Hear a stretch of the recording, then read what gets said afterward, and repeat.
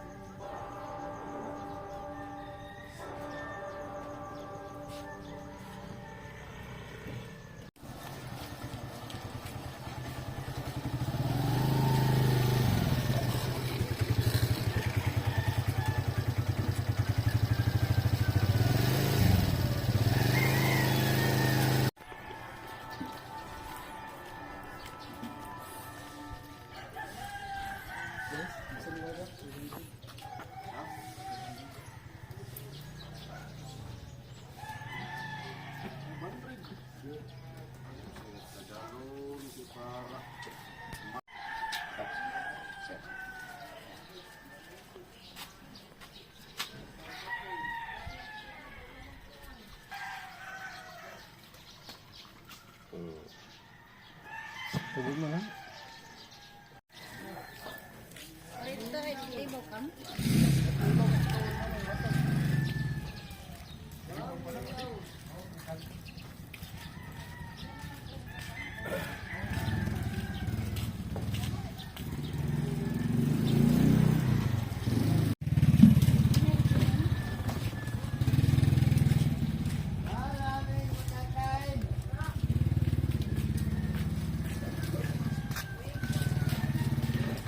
Ka pala, brother.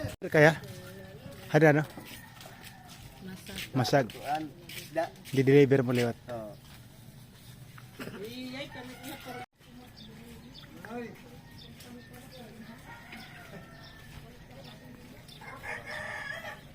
Adi mandakaw.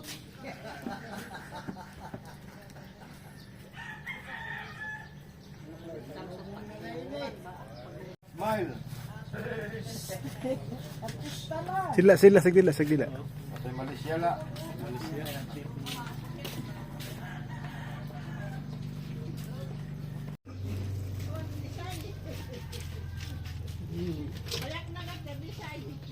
Na kuning misay na wala na pay. Ora di republik ng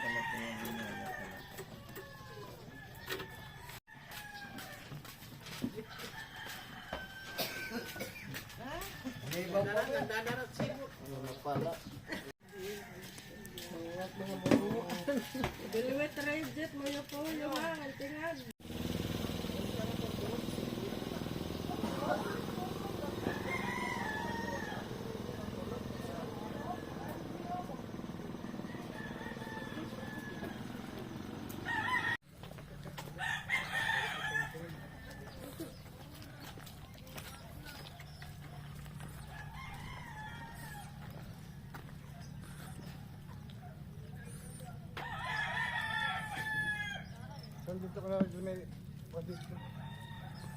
May ganan. Halo-halo. Halo-halo.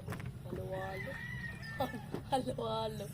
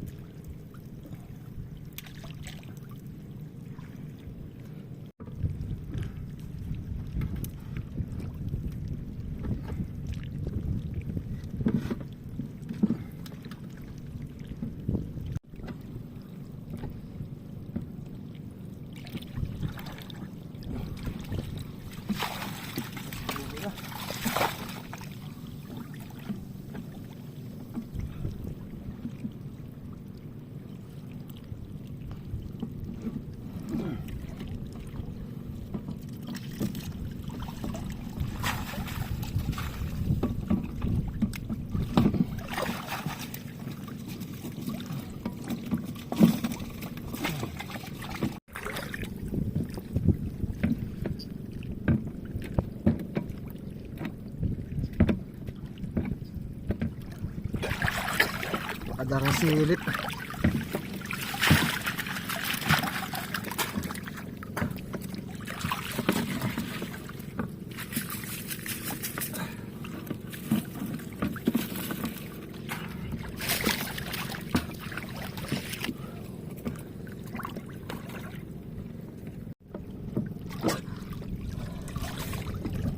Uwi lang.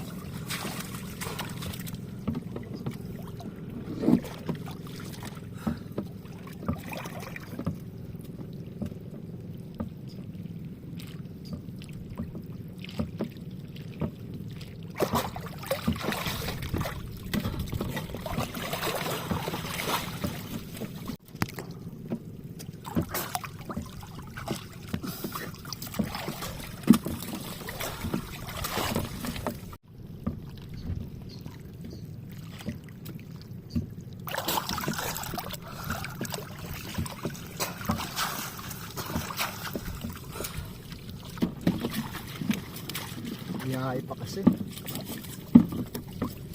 Hindi pa masulog ito. Kuan. Kuan sulod. Wala yung sigang sakat.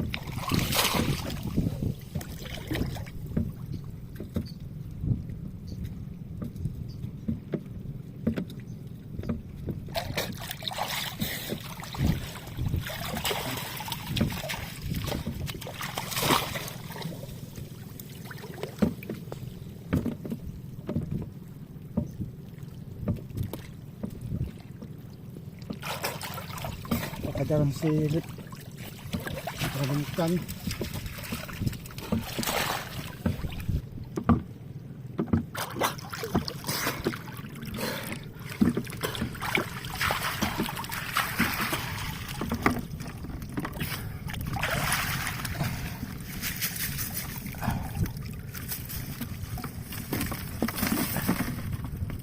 Ay, luhuman.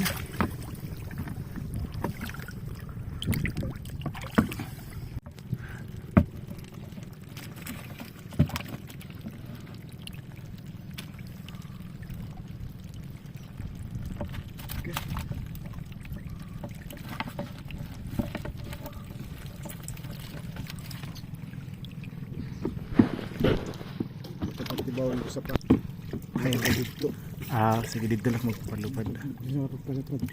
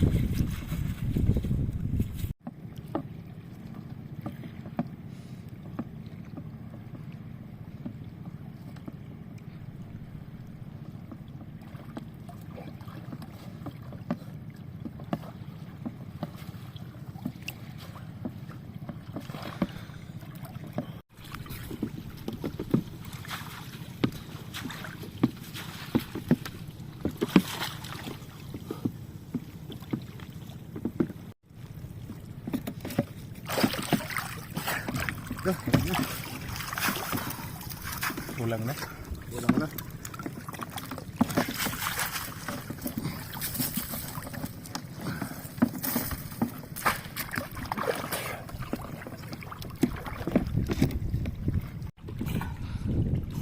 Ay.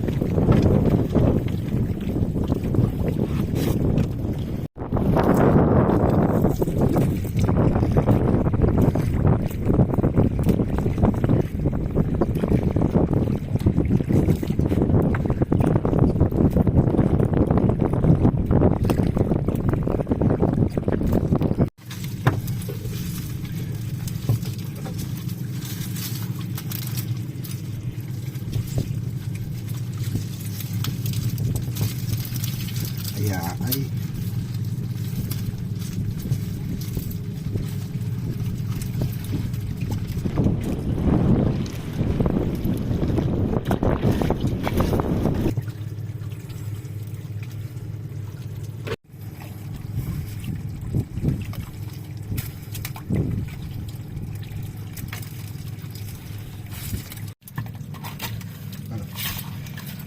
Kuan man.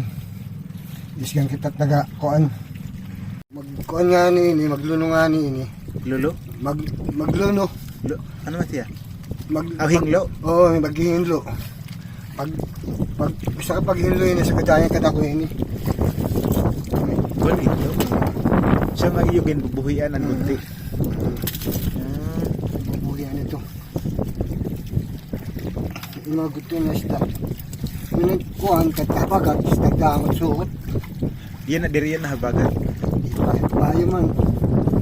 Bayo man. Pag diri habagat, ano nga nito? Pag kulangin na ko, paano nga nito? Kaya ay. Ay.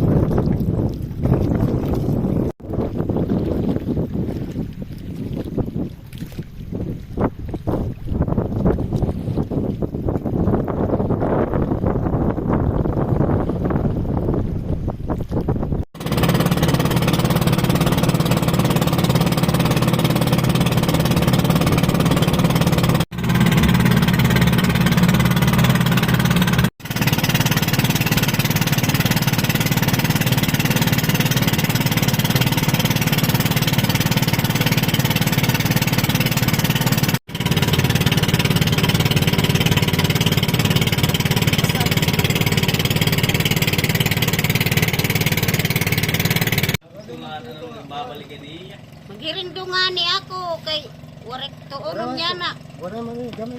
Ang kalbo man ni.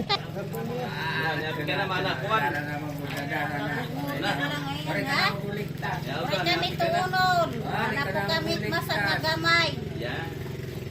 Yan, islotin yan. Sana buli gamit amon pagkaon niya na mauran.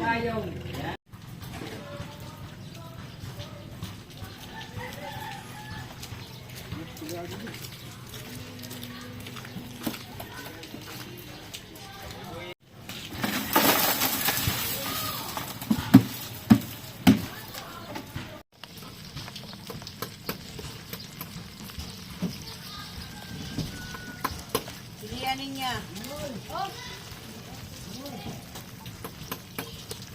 Pinagindu Pagsanghan. Pato niya, pagsanghan. natata dito.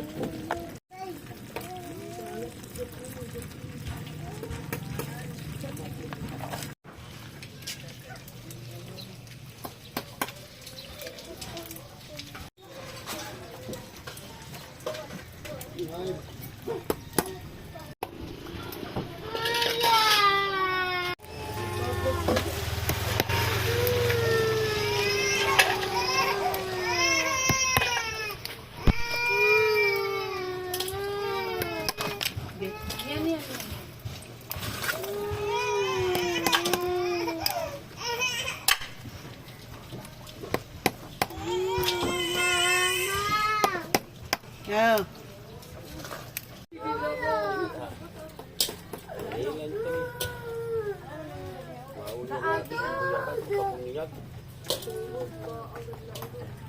Pagsanghan.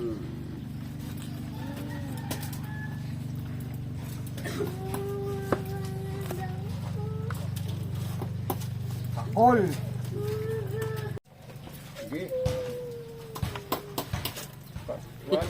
Balik kita daw niya dito ano. Para ingat pakuan, ibang lugar. Mga lugar. Ibang bansa. Safe pa. Ayaw. Lagi na pa na pagtibaw din. Pare. Ang mga cellphone. Ating mga cellphone, di mo pwede pa oranusan. Pagbagang ligid. Dito ilog ito, bisit nagbababagyo. Taho na sila. May nung trading. Kay permanente ito, nadadaling at bulang, at lahat Palawan. Pa mo na, no? Bakit at mga ibang bansa? Anak buhay dito sa Samar. kupan kan kudakan. Kamera. Laro ko yun. Ipalapad madandron. Palapad. Tato ko makawin din eh.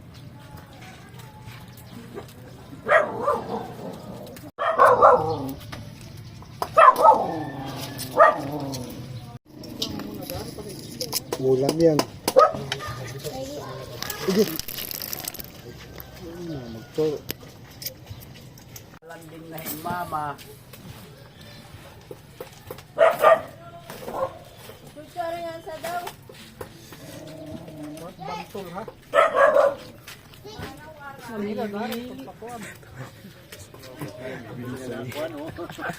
Adiin, ito dito.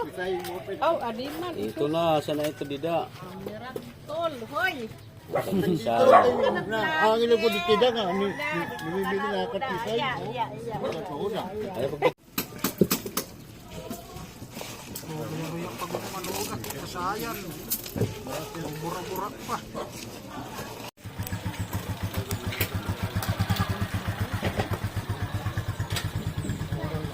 ngaran.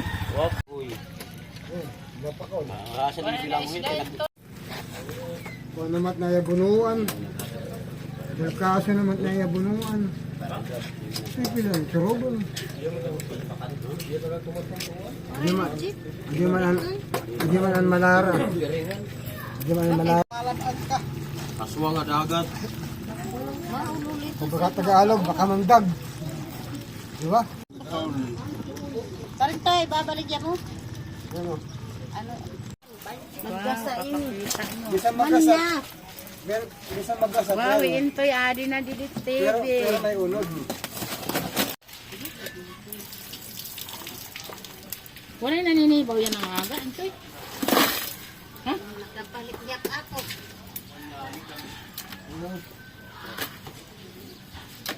Tira ma ito. Pero tayo mo palit eh. 30 lang ito. Ha? 30. Ihindoon pa man. Ito mo hinindo pero balik alas nimo. Tuhano eh. Tilo. 220. Din man mo kin babaligya. 200 na lang mo bi. Tarayin ka. Kakatuon na ako. Dali pera ma ito. Smile gan smile. Smile ko na. Yan. Ihanganit. Kaya dito. Ihinindo. Sat makabuit din ni sir. Pakabuhi ini. Mga babae. Ya, supli ko an si Solira. Ibalik ako na lang kay pako na ito, di matiba.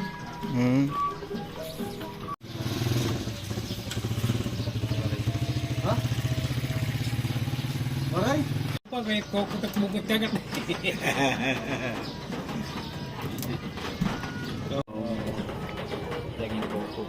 Iko na diraan.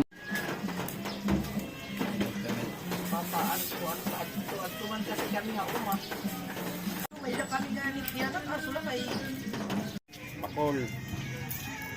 Pero ang palit 30. 30 gihapon. Ay tama malinis na.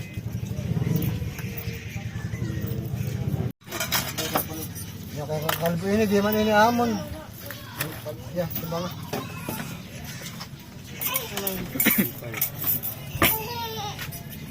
Pwede didaanin ni Guys.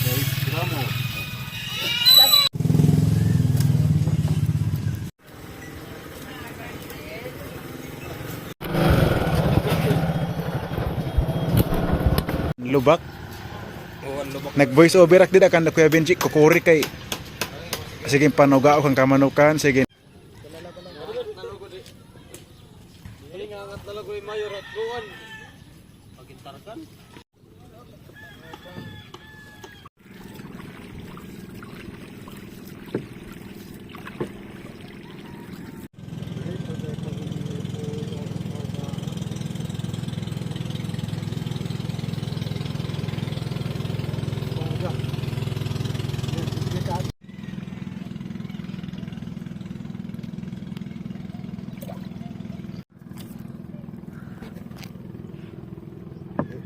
Chay ko ang buong chay kita para nakaon. Sige daw. Okay.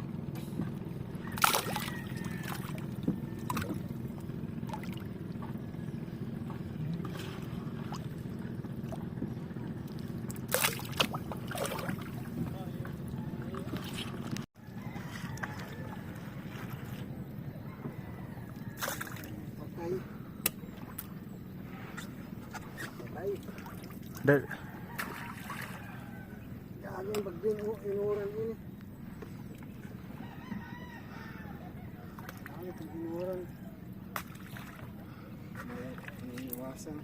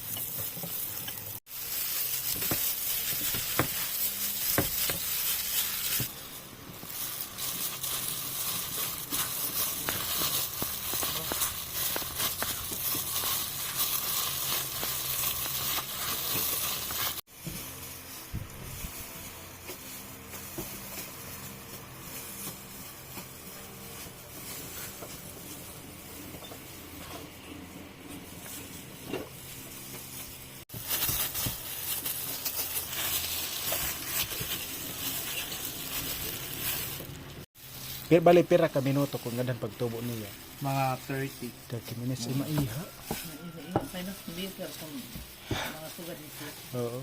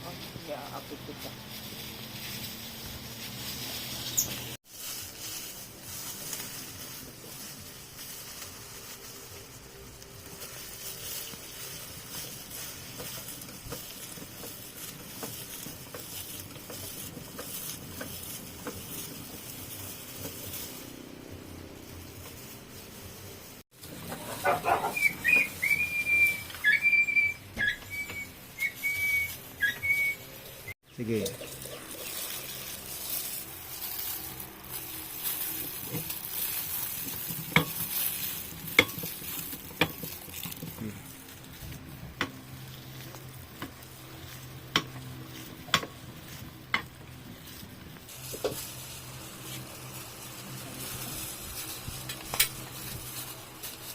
Minipis ang pamanitiya. Niyan? Oo, uturo pa. Ah, sige, sige. Pag nipis to, teteroson na. Sila, trabaho na. Ano okay la? Ito Oh, sige, diretso la.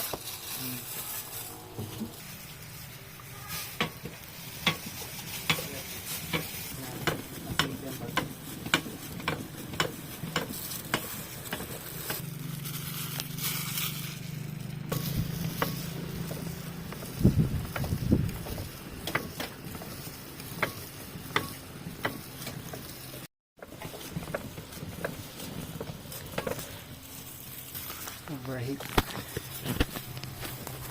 Hindi na, teros na. Ito na, ito na po.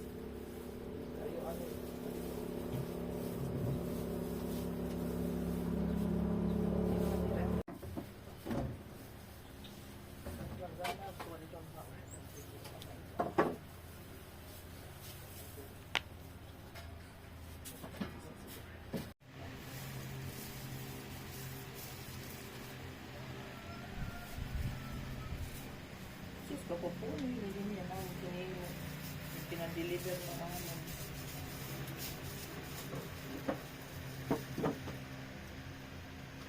Ano niya rin ini? Ini niyo. Kuan, ano pa ini noodles, basta noodles machine la kasi ini. Pasta machine. Ah, pasta machine. Kaya diri pa man.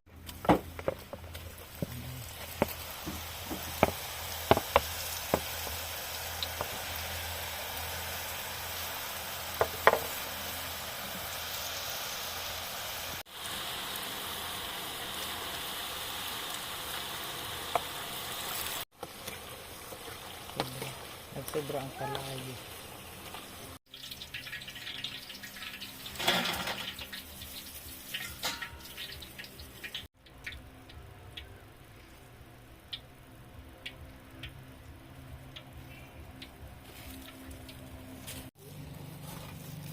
Kumaong pesos may grande.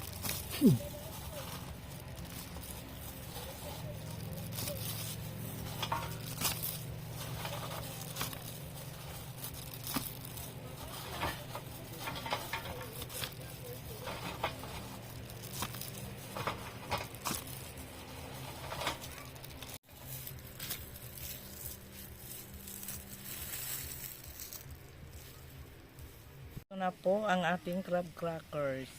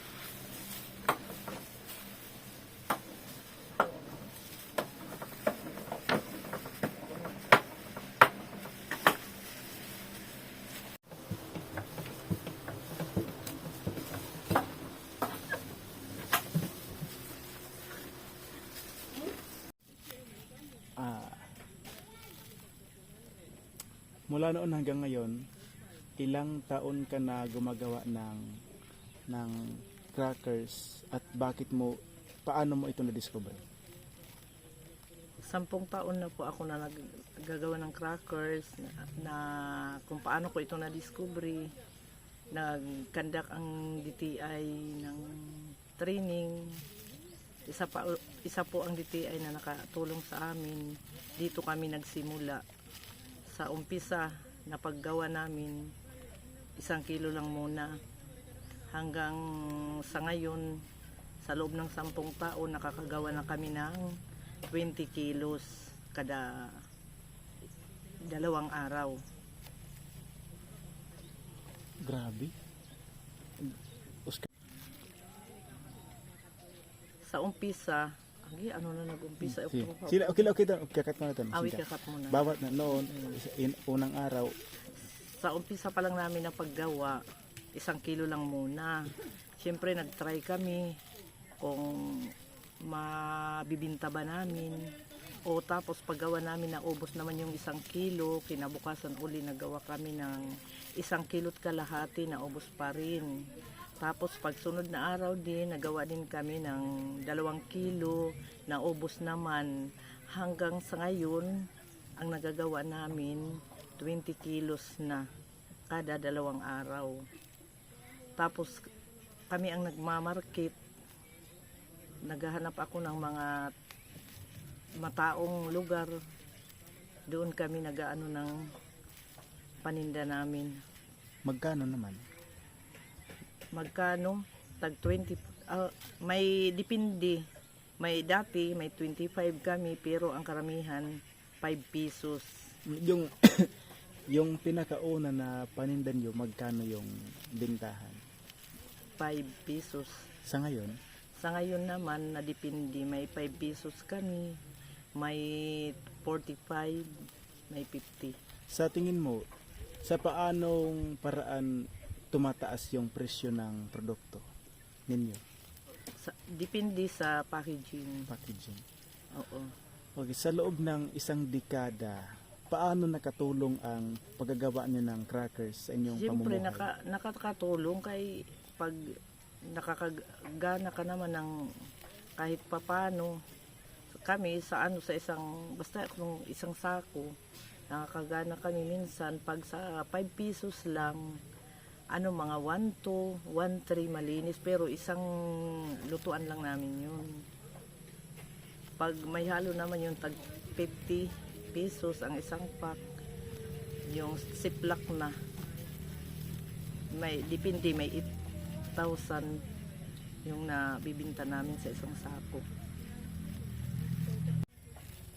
Sana mas ma-improve pa yung product namin, na may marami pang mag-order sa amin para makatulong sa mga anak ko na mag-aaral.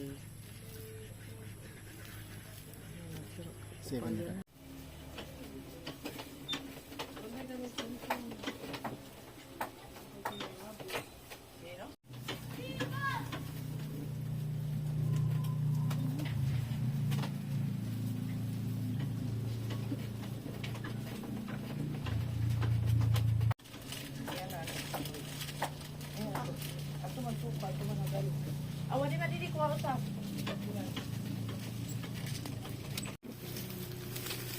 Sige lang, butang lang.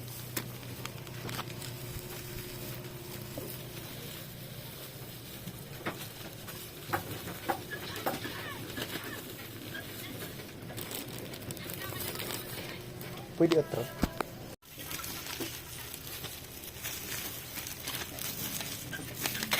Go, action.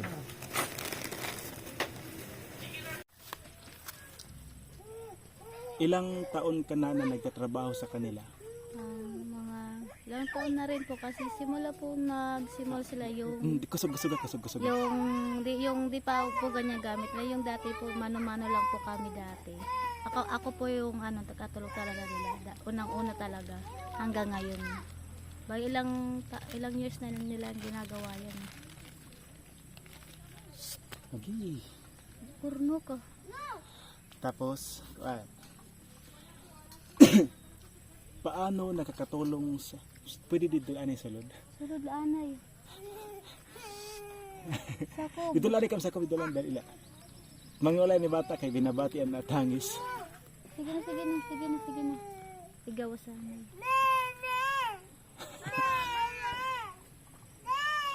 Sige na, kita. Tapos, Igawa sa anay. ay gawas lagod, gawas. Igawa sa anay. Aw diri ba timang mang naabaar di magtangis. So dako na la. Kila iton.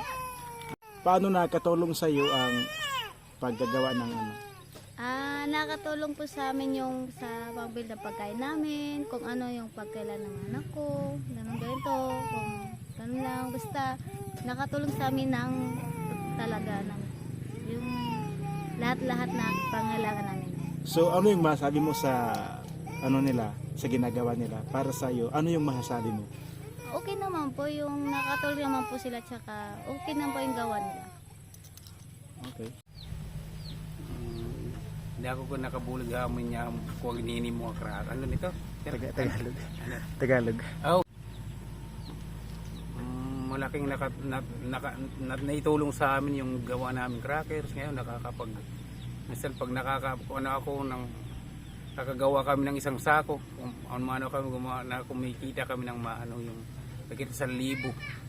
Tapos yung nakakapag-aaral ako ngayon ng mga anak ko. Pero malaki dahil na ngayon sa nagbebenta kami, nawala yung hiya ko. Nahiya ko sa pagbebenta ko dati, mahihayin ako ngayon sa para sa makapag-aral ng mga anak ko, bibenta ako ng crackers, tapos kung binta, nagbabaklad na naman ako. Tapos yung ginagawa namin ano yung alimasag tsaka hipon, yun ang pinangano namin pinanghahalo sa cracker. Nasa Maliban sa paggagawa ng crackers ng alimasag at saka hipon o pasayan, ano pa yung ginagawa niyo sa sa nahuhuli yung alimasag? minsan binibenta namin sa yung namimilang alimasag. Tapos yung kuan, yung iba naman hipon, binibenta rin namin sa sa namimili ng hipon.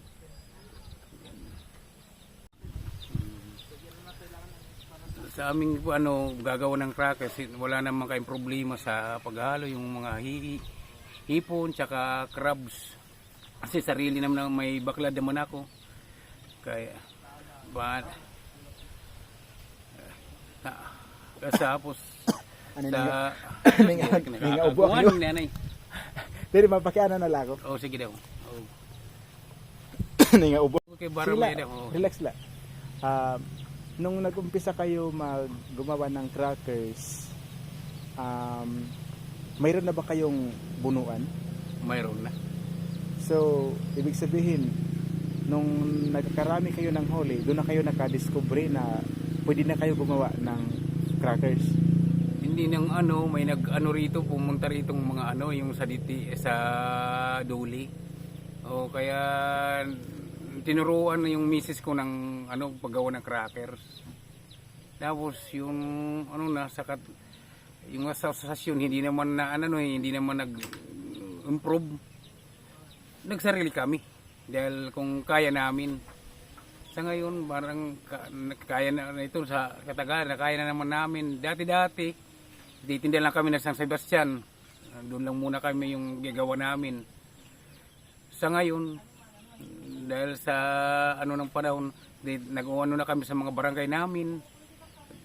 Tapos ngayon sa itong na naman, nagdagdag uli kami, naghanap kami ng buyer na bibili sa amin yung pouch sa Kalbiga.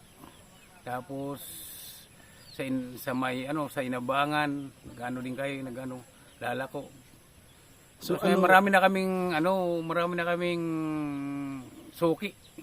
So ano-ano yung nakikita mong pagbabago sa buhay niyo mula nung nagkaroon kayo ng ganitong negosyo? Malaki kasi yung dati pag nagbabaklad lang ako.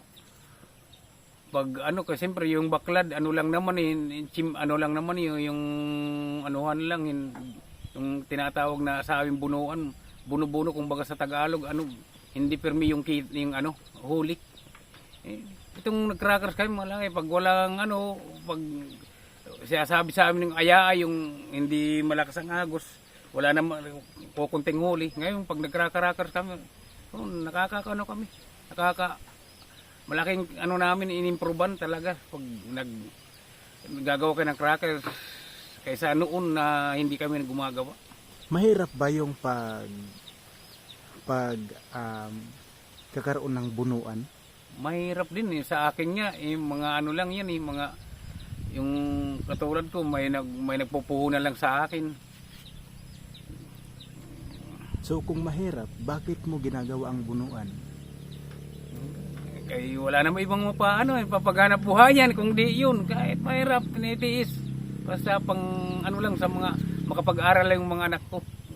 Ano yung mga pangarap mo sa anak mo? Makapag-aral man lang, hindi matulad sa akin na walang pinag-aralan. Sila makaangat man lang. Ganon yung pangarap ko. Ano ang pangalan mo? Ilang taon ka na ng bunuan? Ang pangalan ko si Intoy Babon. Ang tunay kong pangalan, Graciano Babon. Matagal na ako nagbubunuan. Matagal na, siguro mga 25 years na. Patro. Kung ela, steady na paglingkod. Kumbaga, steady. Kumbaga ba, bis-to-bis lang kita. So, ganito. Good. So, ito. Kumbaga, steady lang mo. Ela, sa ganito. Sige. 3. Ako nga pala si Intoy Babon. Nakatira sa San Sebastian. Ang tunay kong pangalan, Graciano Babon Jr. Matagal na ako nagbubunuan. Yung bunuan pala, sa Tagalog yung baklad. Yan ang binubuhay ko sa pamilya ko. Ilang anak, pati apo ko na. Yan. Alam niyo kung ilang anak ko? Ano yan? 6. Tsaka edad ko ngayon, 62 na ako. Tagal na ako nagpapakalat, 25 taon na. Ang problema ko lang kasi minsan ito sa paghahanap buhay ko. Minsan ninanakaw pa. Sinisira pa yung papat namin, lambat. Mahal-mahal ng lambat ngayon. Magkano isang patong puno, isang bunuan, mahigit 30 mil. Sa paanong paraan nagkakaroon ng mga pagnanakaw? Sa ang pagnanakaw kasi, hindi mo na, walang oras yan eh. Walang oras ang nagnanakaw. Ano ang tawag sa nagnanakaw? Nananangko. Anong ginagawa nila? Ninanakaw nila yung laman ng ng huli namin doon sa laot. Ninanakaw nila, tas sisira pa sila ng lambat, doon sila dadaan. Kasi ayaw nilang doon pa sila sa dadadal malayo. Baka maabutan namin kung ano magawa namin. Yan ang problema namin dito. Ano yung ginagawa niyo ano yung ginagawang hakbang, ang inyong ginagawang hakbang para maiwasan yung mga nagnanakaw? Ang ginagawa na namin para maiwasan magnakaw, pag mataas pa ang dagat, high tide pa, aalis na kami. Pupunta kami doon, babantayan namin. Mga anong oras yun? Mga conforme sa sa hubas. Araw, gabi? Oo, merong gabi, sa gabi kami. Sa gabi kami pumupunta. Siguro mga alas 11 ng gabi pa lang, alas 10, punta kami na doon. Malaki pa ang dagat, babantayan namin. Sa usapan ng season, anong buwan yung pinakamarami kayong nakukuha? Sa season, medyo marami, medyo may kuni-income kami ng maganda-ganda. Buwan ng Mayo, yung Katabagat. Dahil yung dagat niyan, medyo malubog. Hindi katulad ngayon na Agosto, na yung dagat yung malihaw. Kung sa Tagalog yung kitang-kita yung buhangin dun sa ilalim. Kung may panahon na marami kayong nakukuha, may buwan, ano naman ang tawag sa buwan na konti lang yung nakukuha? Ang tawag sa mga konting sabing ayaay. Ang ayaay kasi yung dagat, yung agos ng dagat, medyo hindi pa malakas. Pero pag malakas ng agos ng dagat, kasi magiging low tide na, malaki ang low tide, doon marami kami na uhuli. Minsan nakakabenta kami ng magit 2,000, isang puntahan lang doon. Pero minsan naman pag ayaay, hanggang sa lang, nakakaulam, mambili ng bigas, ganun. Pero hindi naman masyado kaming na gutom, basta sipag-tsaga lang. Diyak na makakain ka, kahit naman sa isang katomero, basta sipag-tsaga. Sa loob ng 25 years, paano nakakatulong sa iyo ang pagbabaklan, pagbubunuan?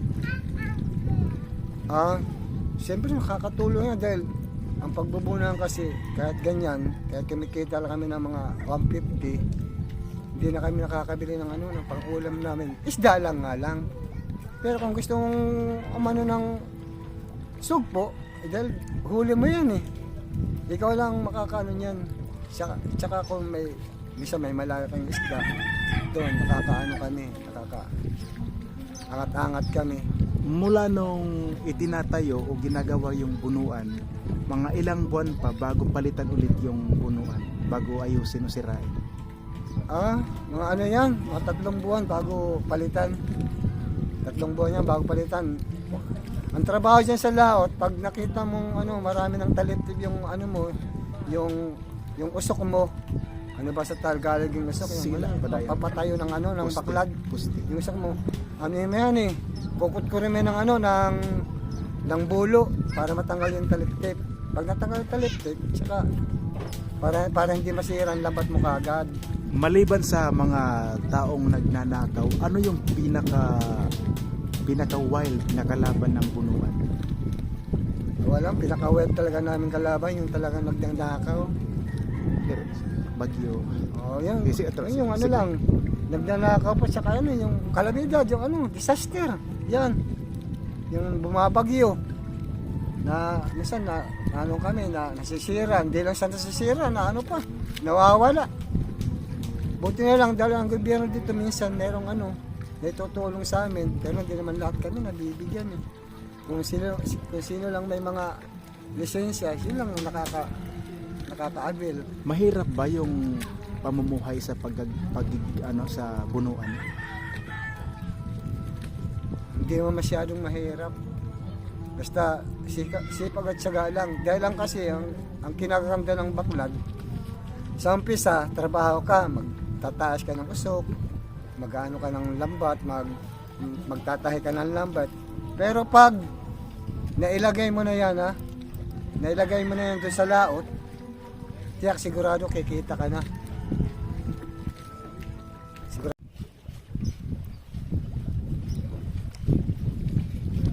Magkano naman yung kilo ng masag at saka yung pasayan, yung maliit at malaki, tapos yung mga reject, saan nila napupunta na isda? Yung kilo ng pasayan dito, hindi man pero ng presyo eh. Minsan kasi pag marami ang huli, yung ibang namimili, ayaw nilang marami dahil inaano na nila yan eh. Inilalako nila. Inilalako nila kung saan sa mga bungto, napupunta pa sila sa mga malalayong lugar.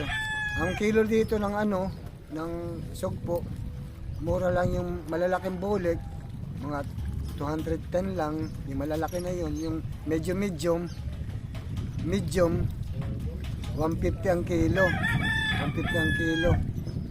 Yung alimasag naman, mura kasi ang alimasag ngayon, tag-100 na lang kilo rito eh.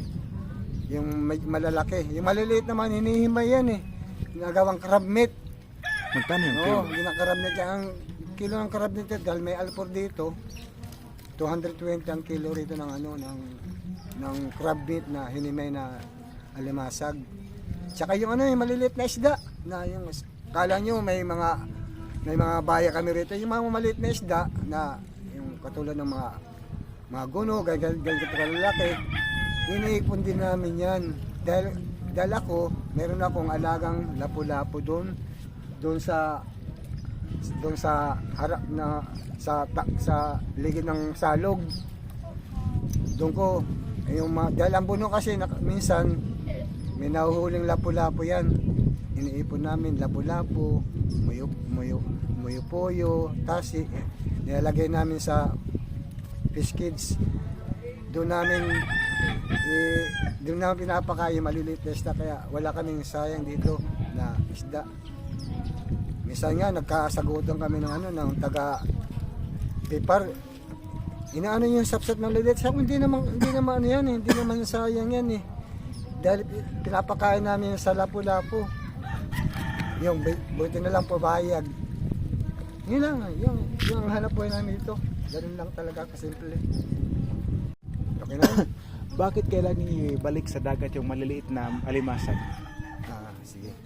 Okay, para lumaki. Dahil, alam mo, yung ganitong kaliit na alimasag, pag yan nagpalit ng bahay niya, ganito kagad kalaki.